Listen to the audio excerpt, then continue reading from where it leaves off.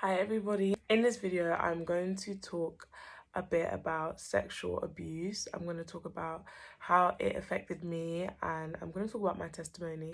Yeah, I'm just going to get into my testimony. So I was 17 when I was raped. I found myself going on a date with a man I didn't know, and on this date I was drinking, and I still really don't know if I was drugged or not, or if I just got really drunk. But I know that I was pretty close to passed out and being carried into the back of a car and then taken to a hotel and raped. When it was happening, I was using as much energy as I had to push this person away from me. There was no confusion about that, and I was saying no, get off me several times, and this person wouldn't. That happened, and I can say that like I've been through a lot of things in life, and I think God really does want me to talk about this, because even me, I can understand that it was probably the thing that just threw me over the edge. It really, really broke me. And then now, as a 26-year-old woman that has, I'm not 17 anymore, it kind of shocks me that that broke me. But because I forget how, the innocence of a 17-year-old. But that happened. And so after that happened, I remember feeling like so sick that I couldn't even stand up straight, in a sense. Like I felt like so disgusted with what this man had done to me. I would just be I lived my life like this for months. There was so much trauma like in my body, trapped in my body.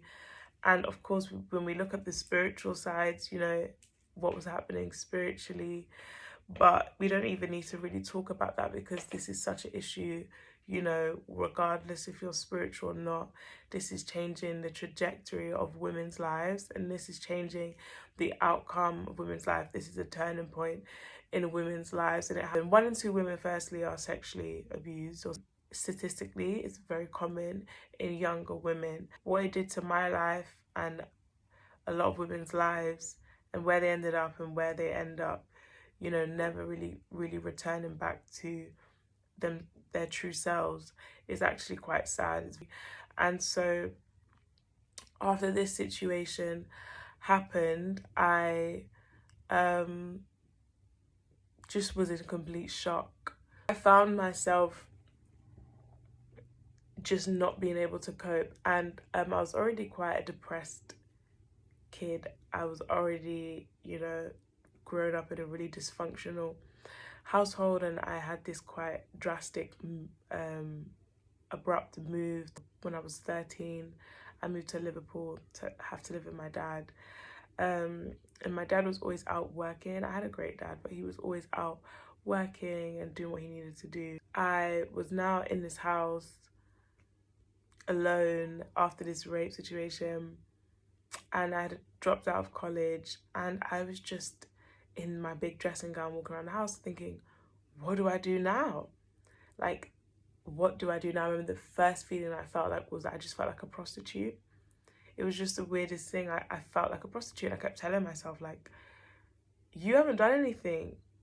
How do you feel like a prostitute? And I remember thinking, like, you being on the date, like, my brain was telling me, you going on a date and getting drunk and, like, being on a date with a man that you don't know is almost like, I kept telling myself, like, that was an invitation for that man to do what he wanted to you. So therefore, you kind of deserve it. You're just an idiot. You're a prostitute. You're dumb. Like, I just kept telling myself all these things, and I just couldn't shake this feeling of feeling like a prostitute off of me. I just couldn't shake that feeling. And I would wake up and just feel so ill at myself. And then there was like times where I'd be like, no, like he couldn't have possibly known. Brain was trying to make out like, no, he wouldn't be so evil. Like, complete stranger, I didn't know him. It's not that I wanted to think that, it's not like I loved this man, I wanted to think he was a good person. I generally just couldn't understand that another human being could be so wicked. Like I'd seen like wickedness in my household, in my mum's house, but like I grew up. My mum was really, we weren't Christian. Grew up with my mum being involved in New Age, but we were still very morally high, and so we weren't allowed to go out. Like we weren't allowed to have our hair any way. Like we, oh my goodness, mention the word boyfriend in the house, like all hell would break loose. Like it was very well known that, you know, Samira's mum is extremely strict. And so because of that, I was very naive to what was outside. We weren't allowed to explore outside. We weren't allowed to go anywhere. I was very young for my age. Like I was 13, but I was really like 10, 11 really. And yeah, that's just the way things were. So when I went to my dad's house and I'm doing things that I shouldn't be doing, like going out with a boy and things like that, I still had this naive mindset that everyone is loud, everything's great, everything's fine. Like, you know, this young mindset, like everyone was safe to be around. And that just shocked me. So it was like the shock of realizing that the world is evil, and then like the extra shock of being quite having quite an innocence about me, especially when it came to men, and then having that just kind of ripped away from you. So yeah, I ended up feeling like I needed to tell someone about it, and like it's like 3 months had gone by and the incident still felt like it was yesterday. And like it's like I froze in time. I was still in the same situation. Like I remember wanting to kill myself, like super suicidal.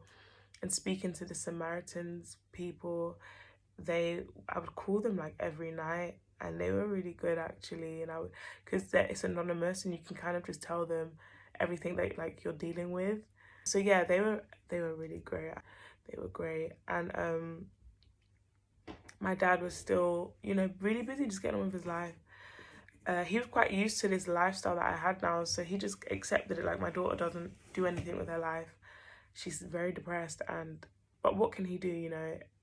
What can we do? We can't do anything without Jesus. Like what I was dealing with was way beyond, you know, human help. So I told a couple of my friends and I did get support from them.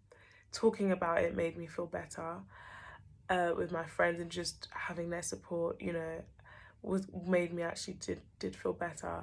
I just felt this need, like I wanted to tell my dad, and I remember one day, like I was sat with one of my friends at the time, and I just asked her to sit with me while I tell my dad.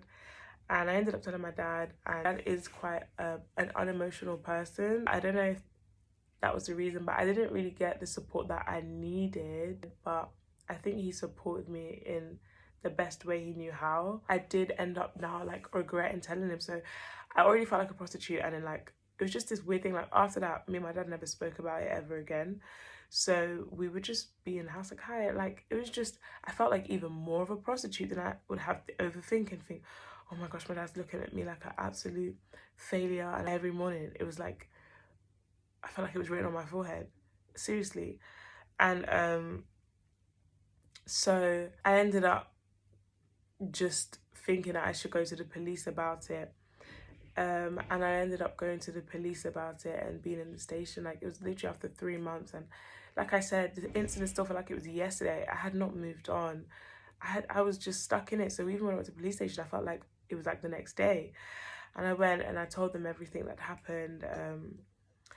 And he was arrested, and then, you know, there was a court case that came about a month later. And when the court case came, I remember the lady that was helping with my case, she came outside my house in her car. She was like, right, you know, it's time. And I did have time to prepare, but I had no one that, you know, to go with. And I just felt like I cannot. And she said, you know, you're gonna have to sit, you know, in front of all these people and basically tell them everything that you told us, everything that happened in the day from the beginning to the end. And, you know, when I told the police, you kind of have to go into graphic detail about like exactly how, you know, the incident even happened and the things that were done to you. And that was already really difficult to tell, you know, two policewomen. So I just thought I cannot sit there and tell all these men, and then, you know, there's him there. So I ended up not going. I literally just remember sat with my phone, and it was like 10 a.m. She's like calling me, like I'm out, and she's texting me, "Hi, Samira, I'm outside."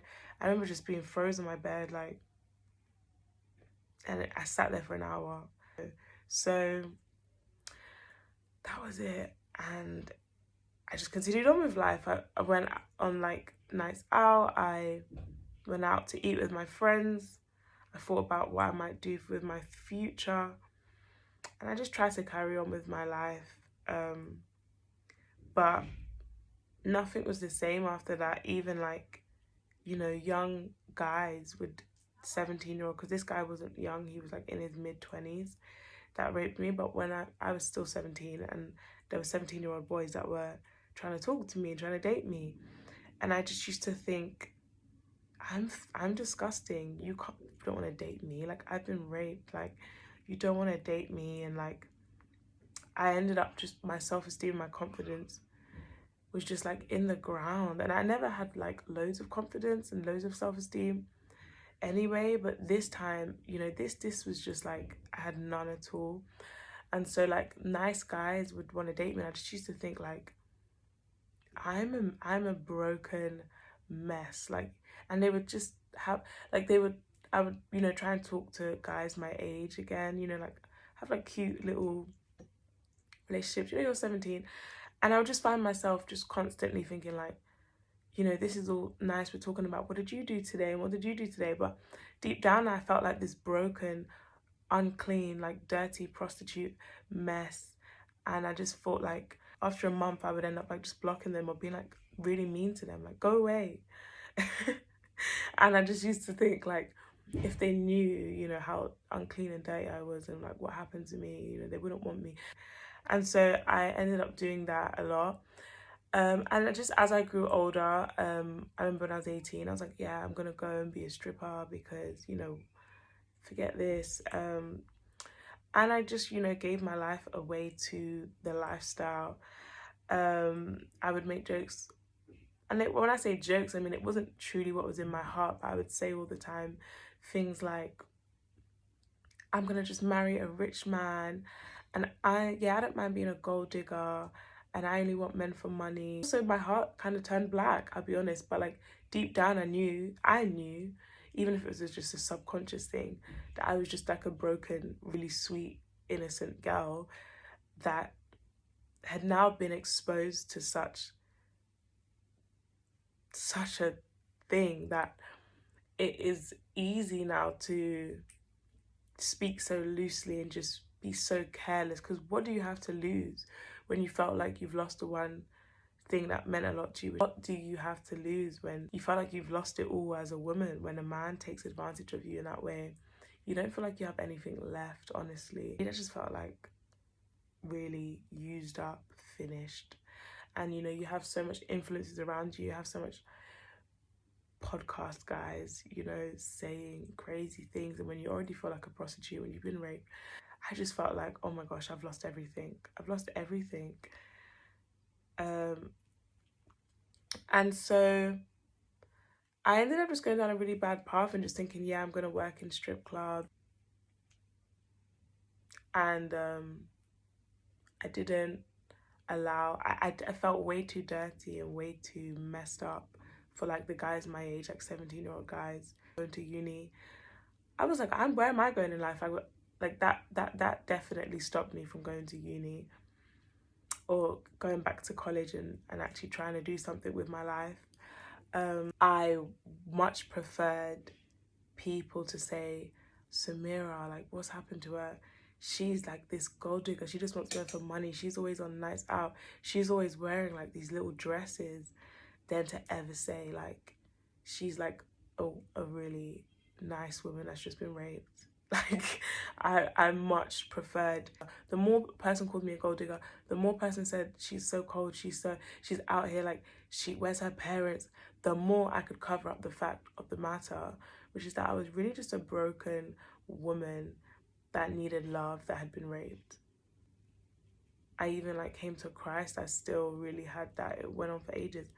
I never allowed people in, and I never wanted anyone to see the real me, because like that girl was taken advantage of. Like, so my brain, I think my brain would be like, no, anyone sees the real you, like danger, danger, danger. The real you is naive. The real you gets taken advantage of. The real you, you know, isn't safe in the world.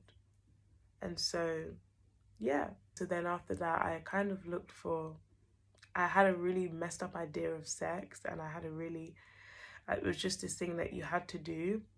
I remember being in a room with a guy. He was trying to sleep with me with all his power and all his might, and I was just laughing, like fighting this guy off me, but like laughing, because I didn't understand that this is like, you're in a really dangerous situation because of the situation that had happened, you know what, 5 months before. So now I'm in this room with this guy, and he's basically forcing himself, like ridiculously forcing himself on me, and I'm laughing and stuff, because yeah. And I remember just thinking like, it wasn't that deep because I'd been through that situation before. Luckily, like I was able to get out of that situation, but I never saw it as a red flag. So I was very quick to become intimate with this man as well, because it was almost like I remember thinking like, if I don't become intimate with this man, he's gonna do it anyway. I would rather have the power and give my body to a man than to ever feel that feeling of being taken advantage of again. So if I would find myself like in a situation where I was alone with a man, like watching a film or whatever, you know, just chilling, I would always feel like, if I would notice that he's gonna try it with me, I would just go along with it straight away. Like my brain would be like, this, it's more comfortable to go along with it and act like, oh yeah, yeah, yeah, than to fight. I didn't want to fight. I wasn't fighting another man. I wasn't going through that again. The way that I felt, because I felt like if I fight him and I lose, that feeling of feeling like something was stolen off you again, like I'm not prepared to feel that again. So I'd rather not fight and almost like give it up than to fight and lose, or to even fight at all. Is like, no. So I would just find myself, you know, allowing, you know, if I'm alone with a guy or something, allowing a situation to occur. And so I ended up working in strip clubs from the age of 18. I ended up getting out close to the age of 24, and you know, looking for like a guy to help me. And I would meet guys in the strip club that would all, like pretty much every one of them I met would be like, let me, you know, help you, marry me, you know, let's get out of this situation. And they were always just really nice guys, and I just used to think, no, I wouldn't do that to you, you know, spend your life looking after a stripper. So I just used to think like, no. So I ended up staying there for years. But then I met like a guy that I felt like, okay, he's kind of dark enough to, not that I felt like I was this dark woman, it was more just like, I didn't want to ruin a nice man's life by all my problems and all my issues and my bad reputation, you know, as a stripper. But I met a guy that to me was a bit, I felt that he was darker than me in a way. And so when he was like, you know, let me get you out of the situation, I went along with it. And after, you know, I kind of fell for the, you know, Cinderella, like the Cinderella thing. And I was like, yeah, like get me out of the situation, yeah, yeah. And, you know, after a few months, I was love bombed, and that was a situation that was actually really abusive, and I ended up just completely broken, completely in bits. We won't even talk, you know, the spiritual side to the last 7 years of my life, I think, is just a whole nother testimony of the things I was seeing, the things that were happening, that really led me to Jesus. But I remember really just being on the floor and broken and being like, okay, what is it? It took me 8 years to give up and say to Jesus, you know, okay, Lord, I give up, I can't do it.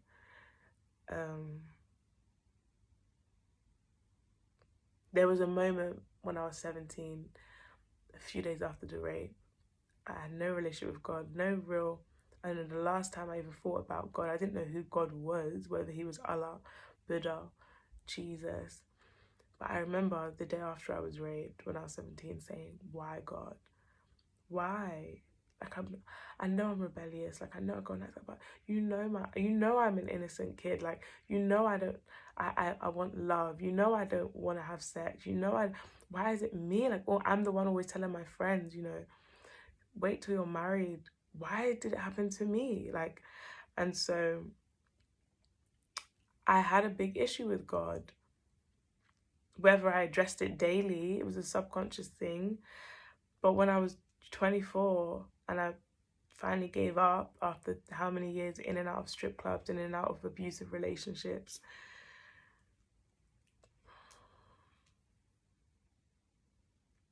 it was like those 8 years were like, it was like those 8 years didn't even matter.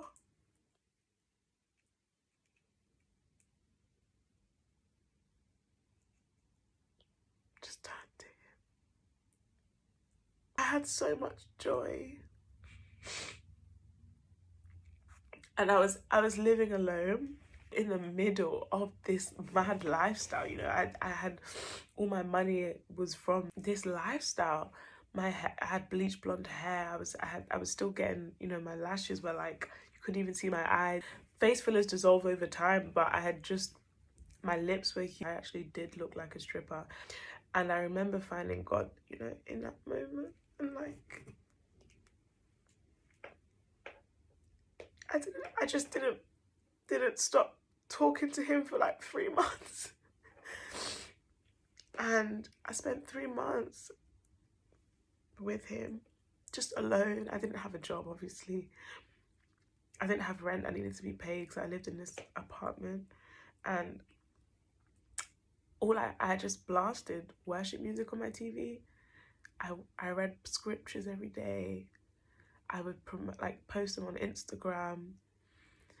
And then I would just like try and pray. And I had my sister, she's my half sister. She's grown up as a Christian. And I was like, how do I repent? How do I do this?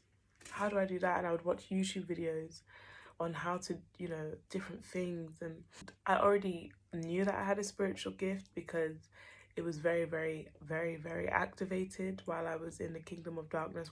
And so God was now talking to me through the spiritual gift though, which was different. And I was seeing, you know, heaven, and I dropped everything. I didn't have an issue with anything. I'll be honest, I didn't actually have an issue with dropping anything, and I dropped it like, it wasn't over like 3 months slowly, like no, it was like 3 days. And I just ran at Jesus. I ran at him, and he was just talking to me like he knew me. And he would say like, Samira, your mum and, you know, your dad, and I'd be like, how's your mum and dad? Like, I was just getting to know him. I couldn't read the Bible yet, it was too intense.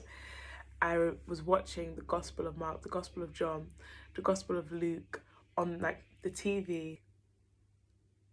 There was theatrics going on, but it was like the scripture. So I would watch that and learn who Jesus was through that. And I was just learning about him. You know, I only knew that Jesus turned water into wine, you know, this time last year, or, you know, 18 months ago. So I was just learning about him for the first time. But I didn't know anything about him. All I knew was that he was crucified on a cross. I had no idea about his miracles, about what he did, about why we're here, anything. I never opened the Bible, ever. So learning about him was really fun for the first time. And then, but you know, he knew everything about me. So it was really, really cute, and it was just comforting. I had a great 3 months, and then after those 3 months, you know, he was kind of just like, okay, it's time to now join the family and go to church. And he sent me to a church. And that's where I got to learn about him more, and I got to I know there's a lot of people that come from the kind of life that I have come from, and they don't trust anybody, and so they definitely aren't going to trust churches, especially with everything that we see online, where we see people saying churches are cults. And you know, so I think that it's really great that we have a lot of people now saying things like, come to church with me, and showing, you know, the truth of the matter. Church is a place where you can really find true healing.